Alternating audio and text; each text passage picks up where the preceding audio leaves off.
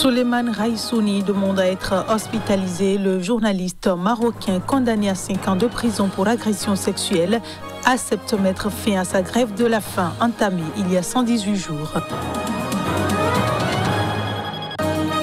L'ONU condamne les accusations dangereuses de partialité faites par le gouvernement éthiopien à l'encontre des travailleurs humanitaires. L'aide alimentaire peine à arriver au Tigré malgré la famine.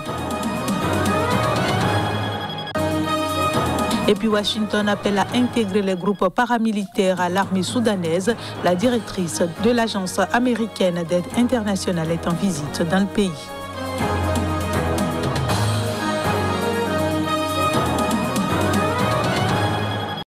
Bonsoir à tous et merci de votre fidélité à ce rendez-vous de l'information. L'ONU a condamné les accusations dangereuses de partialité faites par le gouvernement éthiopien à l'encontre des travailleurs humanitaires au Tigré.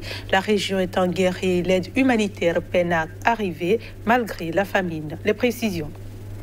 Le gouvernement éthiopien a par le passé accusé les travailleurs humanitaires d'être du côté des forces rebelles issues du Front de libération du peuple du Tigré, voire même de les armer. L'ONU a condamné mardi les accusations dangereuses de partialité faites par le gouvernement éthiopien à l'encontre des travailleurs humanitaires au Tigré, région en guerre où l'aide alimentaire peine à arriver malgré la famine. Au moins une dizaine de travailleurs humanitaires ont été tués depuis que le Premier ministre éthiopien Abiy Ahmed a envoyé l'armée fédérale au Tigré en novembre 2020 pour destituer les autorités régionales. Le secrétaire général adjoint de l'ONU pour les affaires humanitaires a rappelé que 100 camions chargés d'aide devraient atteindre la région chaque jour pour répondre aux besoins et que les conditions devaient pour cela changer. Les accusations généralisées contre les travailleurs humanitaires doivent cesser. Pourquoi ? Parce qu'elles sont injustes, elles sont contre-productives, elles doivent être soutenues par des preuves s'il y en a, et sincèrement, c'est dangereux.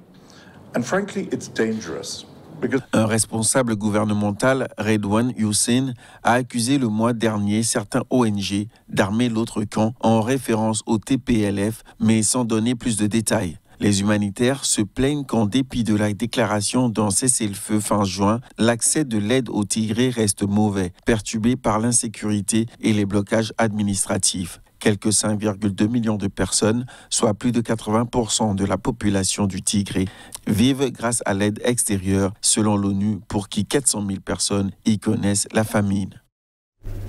En Tunisie, le président Kais Saied, qui s'est octroyé les pleins pouvoirs depuis le 25 juillet dernier, bénéficie du plein soutien de l'Égypte. C'est ce qu'a annoncé le ministre des Affaires étrangères égyptien lors d'une visite officielle à Tunis. Reportage. À l'issue de la rencontre avec le président Kais Saied, le chef de la diplomatie égyptienne a déclaré que son pays apportait son plein soutien pour la stabilité et l'accomplissement de la volonté du peuple tunisien. La Tunisie vit un moment historique entrepris par une personne qui attache la plus haute importance aux valeurs de la démocratie, de la Constitution et des institutions, a estimé Sameh Choukri.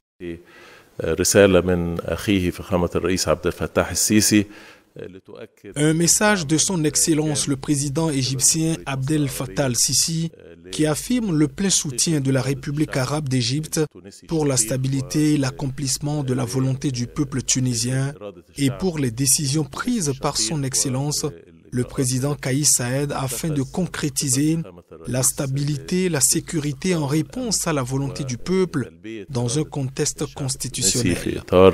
دستوري سليم وهذه لحظة تاريخية يطلع بها. C'est un moment historique entrepris par une personne qui attache la haute importance aux valeurs de la démocratie, de la Constitution et des institutions et l'importance de la préservation de l'État tunisien pour exaucer la volonté du peuple tunisien. 9 jours après le coup de force de Kais Saied, qui a invoqué la Constitution pour s'emparer de l'ensemble du pouvoir exécutif et suspendre le Parlement, la Tunisie attend toujours la nomination d'un nouveau Premier ministre. Samedi, les États-Unis ont exhorté ce pays du Maghreb à reprendre rapidement la voie de la démocratie. Depuis la mise en place de ces mesures d'exception, le président bénéficie toujours d'un large soutien de la population.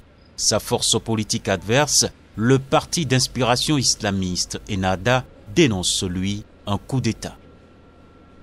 Je le disais en titre, la directrice de l'agence américaine d'aide internationale USAID, Samantha Power, a appelé à intégrer les groupes armés aux forces régulières soudanaises, un sujet épineux et cause de tensions dans le pays. C'était lors d'une visite au Soudan. La directrice de l'agence américaine d'aide internationale, Samantha Power, a appelé mardi, lors d'une visite au Soudan, à intégrer les groupes armés aux forces régulières soudanaises, un sujet épineux et cause de tensions dans le pays. Le Soudan est dirigé par des civils et des militaires, en vertu d'un accord conclu en août 2019, après la chute de Omar el-Béchir, chassé du pouvoir en avril de la même année après des manifestations populaires. Le sort des groupes armés est l'un des défis que doit relever le gouvernement d'Abdallah Hamdok, qui veut tourner la page de décennies de conflits internes. Mais la question de l'intégration dans l'armée régulière des forces de soutien rapide, un puissant groupe paramilitaire, entrave le fragile processus de transition politique vers un pouvoir civil au Soudan. Les États-Unis conviennent que l'armée soudanaise doit avoir un commandement unique et unifié. Nous allons activement soutenir la réforme des forces de sécurité et l'intégration formelle des RSF, ainsi que les groupes armés de l'opposition. Aujourd'hui, j'ai annoncé 3 nouvelles actions et exemples qui, je pense, démontrent ce soutien, mais il y a beaucoup plus. Tout d'abord, une assistance vitale à hauteur de 56 millions de dollars, 47,1 millions d'euros sera octroyée au Soudan afin d'aider les populations à la périphérie du Soudan pour les soins d'urgence et des programmes de nutrition, d'eau, d'assainissement et d'hygiène, ainsi que des fonds destinés à protéger les populations les plus marginalisées du pays. Au cours de sa visite, la responsable américaine s'est rendue dans la région du Darfour, le théâtre de plusieurs années d'un conflit entre rebelles et forces pro-gouvernementales qui a fait plusieurs centaines de milliers de morts et des millions de déplacés sous le régime Béchir. Au Maroc, Souleymane Raissouni a demandé à être hospitalisé pour mettre fin à sa grève de la faim entamée il y a 118 jours. Le journaliste a récemment été condamné à 5 ans de prison pour agression sexuelle. Les détails. Interpellé en mai 2020, Souleymane Raissouni a été condamné début juillet à 5 ans de prison pour agression sexuelle après une plainte déposée par un militant LGBT. Des faits qu'il a toujours niés. Depuis plus de 3 mois, le journaliste au ton critique refuse de s'alimenter pour protester contre une grande injustice. Le parquet, lui, affirme qu'il a bénéficié d'un procès équitable. Ce mardi, son avocat, maître Miloud Kandil, a indiqué qu'il a demandé à être hospitalisé pour mettre un terme à sa grève de la faim. Il est d'accord pour suspendre sa grève de la faim, mais son état de santé est tellement grave qu'il a besoin d'être hospitalisé, selon son avocat. De son côté, l'administration pénitentiaire avait assuré lundi soir que l'éditorialiste de 49 ans refusait de se rendre à l'hôpital depuis le 30 juin dernier et refusait également de se faire contrôler ses signes vitaux d'après un communiqué. Ce week-end, l'état de santé du journaliste s'est détérioré après un malaise. Il avait perdu conscience, il était dans une situation hideuse. Je l'ai vu lundi, j'avais l'impression de parler avec un cadavre, a souligné maître Kandil. Récemment, plus de 350 personnalités marocaines et étrangères ont appelé l'éditorialiste à mettre un terme à sa grève de la faim. Dans son communiqué, l'administration pénitentiaire a accusé les soutiens du journaliste d'être des personnes dénuées de conscience et de patriotisme, cherchant à induire en erreur l'opinion publique. Au Sénégal, à présent, un étudiant accusé de s'être déguisé en femme pour passer le baccalauréat à la place de sa petite amie dans le centre du pays, avant d'être démasqué et arrêté, sera jugé jeudi avec sa dulcinée pour fraude aux examens. L'étudiant dont l'âge n'a pas été dévoilé s'est déplacé à Diourbel pour passer les épreuves du bac à la place de sa petite amie, élève dans un lycée de cette ville, selon l'accusation. L'étudiant inscrit dans une université dans le nord du pays et sa copine ont été placés sous mandat de dépôt ce lundi soir dans une prison de Diourbel située au centre, après 2 jours de garde à vue, a affirmé ce mardi Maître Sirigné Ndiang.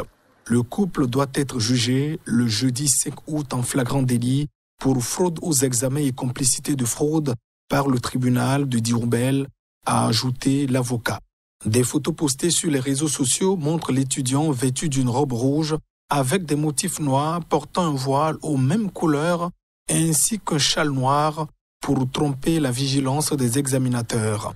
Il a été surpris samedi au 3e jour de l'examen du bac lors de l'épreuve d'anglais par les surveillants qui, selon la presse, ont remarqué que quelque chose n'allait pas dans son accoutrement. Ces derniers l'ont ensuite dénoncé à la police qui l'a arrêté le même jour, ainsi que sa petite amie qui l'attendait dans une auberge de la ville, selon la même source. Le directeur d'une ONG aidant des opposants au régime en Biélorusse a été retrouvé pendu mardi en Ukraine, selon la police ukrainienne. En charge de l'enquête, l'organisation du militant dénonce pour un assassinat orchestré par Minsk.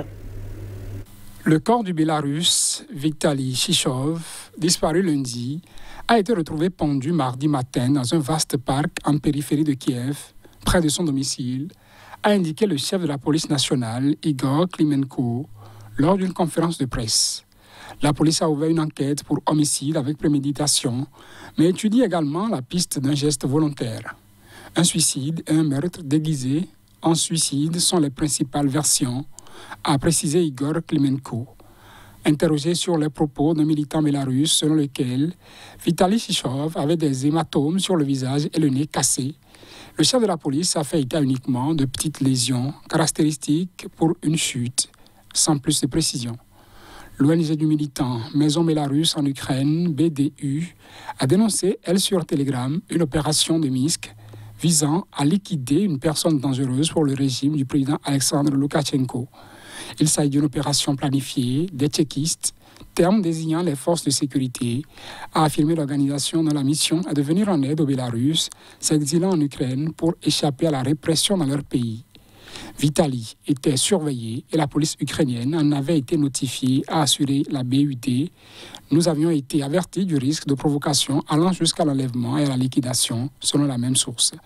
Mais le chef de la police nationale ukrainienne a dit ne pas avoir d'informations en ce sens et que ses services n'avaient enregistré aucune plainte du défunt.